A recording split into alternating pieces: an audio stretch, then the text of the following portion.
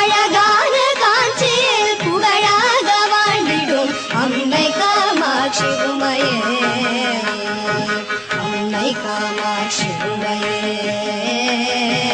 அம்மை காமாட்சி உமையே. நமஸ்காரம். காமாட்சிங்கரா சேனல் சார்பாக போன எபிசோடில் திருமியச்சூர் அப்படிங்கிற ஒரு ஊரில் இருக்கக்கூடிய லலிதாம்பிகாவை பற்றியும் அந்த ஈஸ்வரனை பற்றியும் அந்த ஸ்தல புராணத்தை பற்றியும் நம்ம பார்த்தோம். இப்போ அதனுடைய தொடர்ச்சி தான் இந்த எபிசோட்லேயும் பார்க்க போகிறோம். அதுக்கு முன்னால் நான் வழக்கமாக கேட்குற கேள்வியை கேட்குறேன். இப்போது அந்த ஒரே கோவிலில் 2 கோவில் இருக்குதுன்னு சொன்னோம் இல்லையா, போன வாரம் பார்த்தோமே. அதில் இளங்கோவில்னு சொல்லிருக்கு. அந்த இளங்கோவிலுக்கான ஸ்தல விருட்சம் எது? இதுதான் கேள்வி. இதுக்கான பதிலை எபிசோடு முடிவில் சொல்கிறேன். சரியாக இருக்கா பார்த்துங்கோ. இப்போ எபிசோடுக்குள்ளே போகலாம். லலிதாம்பிகாள் கோவிலில் திருமியச்சூரில் யமதர்மன் அங்கே தான் பிறந்து ஈஸ்வரனை துதித்து அவன் நல்ல நிலையை அடைஞ்சான் அப்படின்னு ஸ்தல புராணத்தில் சொல்லிருக்கு. யமன் சதய நட்சத்திரத்துக்கு அதிதேவதை.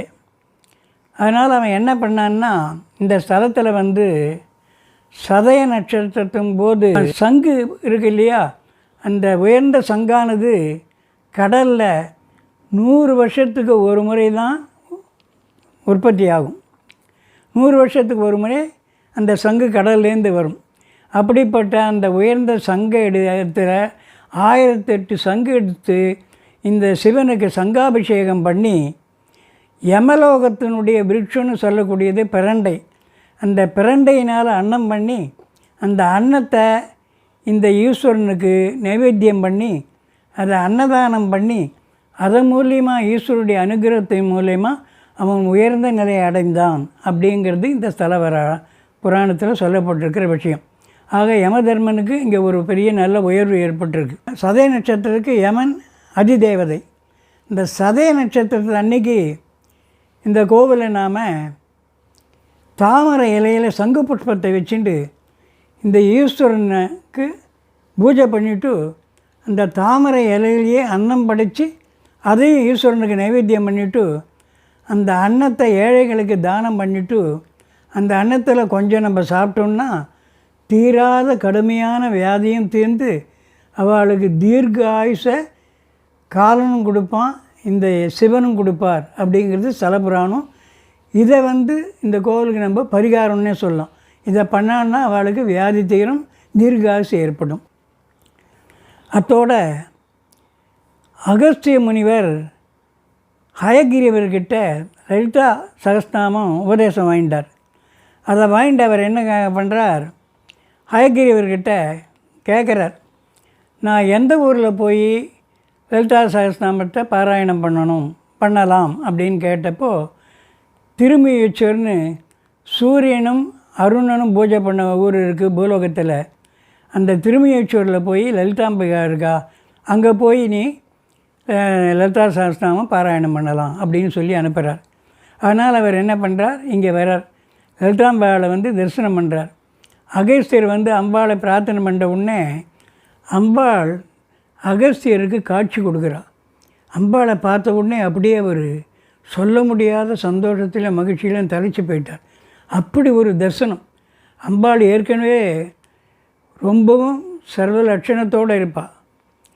அகஸ்தியருக்கு கொடுத்தது எப்படின்னு கேட்டால், நவரத்தன தரிசனம் கொடுத்தா.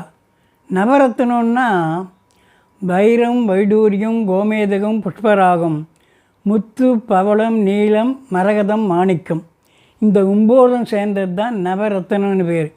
இந்த 9 ரத்தனங்களிலுமே அம்பாள் அகஸ்தியருக்கு காட்சி கொடுத்தா. அந்த லட்சணத்தை, அந்த சௌந்தரியத்தை பார்த்து அவரால் தாங்க முடியல. அதனால் அவர் என்ன பண்ணார், ஒவ்வொரு ரத்தனத்தை வச்சும் ஒவ்வொரு ஸ்துதி பண்ணார் அம்பாளுக்கு. 9 ஸ்துதி நவரத்தனத்துக்கும் அவர் பண்ணார், அம்பாளை குறித்து பண்ணார். அதை ஒவ்வொரு இதுலேயும் அந்த ரத்தனத்துடைய பெயர் வரும்படியாக பார்த்துட்டார். அந்த பெயர் வரும். அதில் கடைசியில் மாதா ஜெய ஓம் லலிதாம்பிகையே, மாதா ஜெய ஓம் லலிதாம்பிகையே அப்படின்னு முடியும்படியாக அந்த ஸ்துதியை பண்ணி முடித்தார். இந்த ஸ்துதியை எல்லாரும் தினசரி பாராயணம் பண்ணால் அவளுக்கு செல்லும் கூடும், செல்வாக்கு பெருகும், சகல சௌபாகியங்களும் கிடைக்கும்.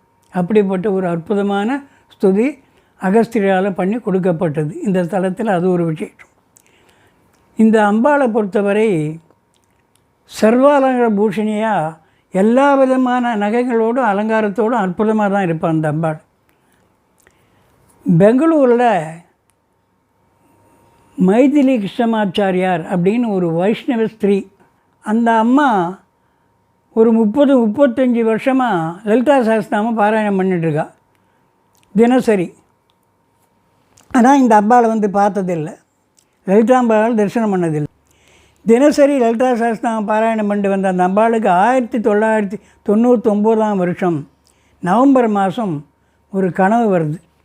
அந்த கனவில் சர்வாலங்கார பூஷணியாக ஒரு அம்பாள் வரா லட்சணத்தோடு என்ன சொல்கிறான்னா, எனக்கு எல்லா விதமான நகைகளும் இருக்குது, எனக்கு இல்லாத நகையே இல்லை, ஆனால் எனக்கு காலுக்கு கொலுசு தான் இல்லை, அந்த கொலுசை நீ பண்ணி எனக்கு போடு அப்படின்னு சொல்லிட்டு மறைஞ்சிட்டு அந்த அம்பாள்.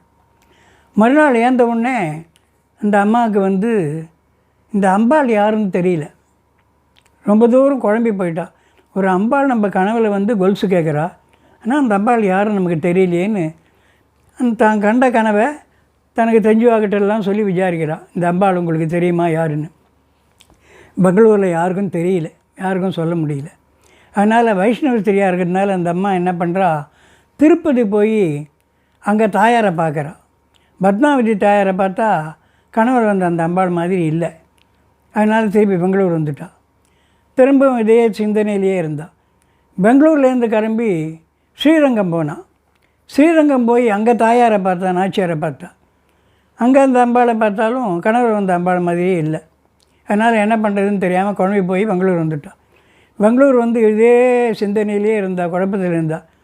அந்த அம்பாள் யாருன்னு தெரியலையே, கனவில் நம்மக்கிட்ட கொலுசு கேட்டிருக்கா, நம்ம பண்ணி போட்டால் அது பெரும் பாக்கியம் நமக்கு, ஆனால் யாருன்னு தெரியாமல் நம்ம எப்படி அதை பண்ணி போடுறது அப்படின்ற சிந்தனையிலே இருந்தப்போ அம்பாளே அதுக்கு ஒரு வழி பண்ணான். ஒரு மாத இதழ் மந்திரி மேகசின் யார் மூலியமாகவும் வந்தது அந்த அம்மாவுக்கு. அந்த மேகசினுடைய அட்டை பார்த்த உடனே சொல்ல முடியாத சந்தோஷமும் ஆச்சரியமும் ஏற்பட்டது.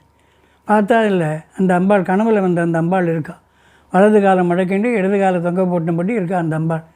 உள்ளுக்குள்ளே எடுத்து அந்த அம்பாளை பற்றி என்ன தகவல் இருக்குதுன்னு பார்த்தா, திருமேச்சூரில் இருக்க லலிதாம்பிகாள் தான் இந்த அம்பாள் அப்படின்னு அதனுடைய வரலாறுலாம் அதில் இருக்குது. அதை பார்த்தோன்னே சொல்ல முடியாத சந்தோஷம். அடடா அப்படியா, இந்த அம்பாள் தானே அதுன்னு சொல்லிட்டு திருமேச்சூருக்கு ஒரு கடிதம் போடுறா அங்கே இருக்கிற அர்ச்சகாளுக்கு. நீங்கள் இந்த மாதிரி கனவில் இந்த அம்பாள் எங்கிட்ட எல்லா விதமான நகைகளும் எனக்கு இருக்குது, ஆனால் காலில் போடுறதுக்கு கொலுசு தான் இல்லை, இந்த கொலுசை நீ எனக்கு பண்ணி போடணும்னு கனவில் கேட்டுண்டா. அதனால் நான் கொலுசை பண்ணி எடுத்துன்னு வரேன், நீங்கள் அதை அந்த அம்பாளுக்கு அனுப்பிப்பீங்களா அப்படின்னு சொல்லி ஒரு லெட்டர் போடுறா. அங்கேருந்து பதில் லெட்டர் அர்ச்சகாக்கிட்டேருந்து வருது.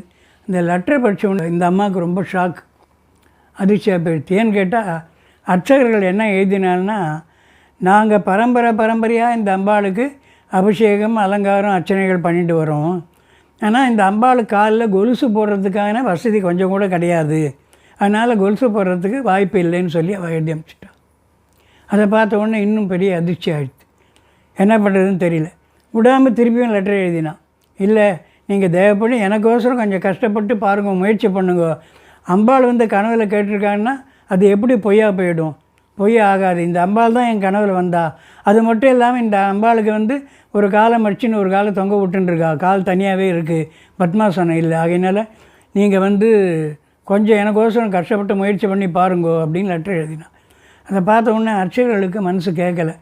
அம்பாள் கனவில் சொல்லிருக்கா, ஒரு பக்தா இந்த மாதிரி கடிதம் போட்டுனே இருக்கா, கடிதம் மேலே கடிதமாக வருது, அதனால் நம்ம முயற்சி பண்ணுவோன்னு சொல்லிவிட்டு அம்பாளுடைய காலெல்லாம் அவள் வச்சு அப்படியே பார்க்குறா. கையை வச்சு அழுத்தி பார்த்தா கணுக்கால் பக்கத்தில் அழுத்தம் கொடுக்கறது. அப்படி அழுத்தம் கொடுக்க உடனே அவள் நல்லா அழுத்தி பார்த்தா வருஷக்கணக்காக அபிஷேகம் பண்ணதுனால சந்தனம் மஞ்சள் வாசனை பொடியெல்லாம் சேர்ந்து அந்த இடத்துல அது மறைஞ்சிருக்கு, அழுந்துன்னு இருக்குது. அதெல்லாம் எடுத்து எடுத்து எடுத்து பார்த்த உடனே அழகாக 3/4 இஞ்சியில் ஒரு துவாரம், கொலுசு போடுறதுக்கு வாக ஒரு துவாரம் 2 கால்லையும் இருக்குது. உடனே அந்த அம்மாவுக்கு தெரியப்படுத்தணுன்னே சொல்ல முடியாத சந்தோஷம். 2 கொலுசை கொண்டு வந்து அம்பாளுக்கு சாத்தி சமர்ப்பணம் பண்ணிவிட்டு அந்த கொலுசு அந்த அம்மா லலிதாம்பா காலில் போட்டு அதை தரிசனம் பண்ணிட்டு போயிட்டா. அதுலேருந்து தான் இப்போவும் நம்ம போனால் அந்த அம்பாள் காலில் கொலுசு இருக்கிறத பார்க்கலாம். கொலுசு இப்போ இருந்துருக்கு, ஜொலிச்சுன்னு இருக்கு அம்பாளுக்கு. இப்படி இந்த கலிகாலத்தில் இந்த இதில் நாளில் வந்து ஒருத்தர் கனவில் வந்து அம்பாள் கேட்டு அந்த காரியம் நடந்திருக்கு. அப்படிப்பட்ட ஒரு சக்தி வாய்ந்த அற்புதமான அம்பாள் லலிதாம்பிகா. அதனால தான் சொன்னேன், இந்துவாக பிறந்தவர்கள், நம்ம ஆன்மீகத்தில் ஈடுபாடு கொண்டவர்கள் வாழ்க்கையில் ஒரு முறையாவது இந்த அம்பாளை தரிசனம் பண்ணணும்னு. அப்படி இந்த அம்பாளை தரிசனம் பண்ணால் நமக்கு சகல விதமான சௌபாகியங்களும் கிடைக்கும்ன்றதில் எந்த சந்தேகமும் இல்லை. இப்போ நான் ஆரம்பத்தில் கேட்ட கேள்விக்கான பதில் சொல்கிறேன். இந்த அம்பாளுடைய ஸ்தல விருட்சம் மந்தார மரம், தீர்த்தம் காளி தீர்த்தம்னு பேர். இளங்கோவில் சிவனுக்கு சகல புவனேஸ்வரர்னு பேர், அம்பாளுக்கு மின்னும் மேகலையார்னு பேர். இப்போ இந்த வாரம் காஞ்சிபுரம் காமாட்சி கோவில் நடக்கக்கூடிய முக்கிய நிகழ்ச்சியை பார்ப்போம். 29ஆம் தேதி வெள்ளிக்கிழமை தங்கரதம், 30ஆம் தேதி சனிக்கிழமை அமாவாசை தங்கரதம். அடுத்த வாரம் வேறு சில முக்கிய நிகழ்ச்சிகளோடு சந்திப்போம். மகாபரிவா பாதாரவிந்தங்களே சரணம். ஹரஹர சங்கர, ஜெய ஜெயசங்கர, ஜெய ஜெய காமாட்சி.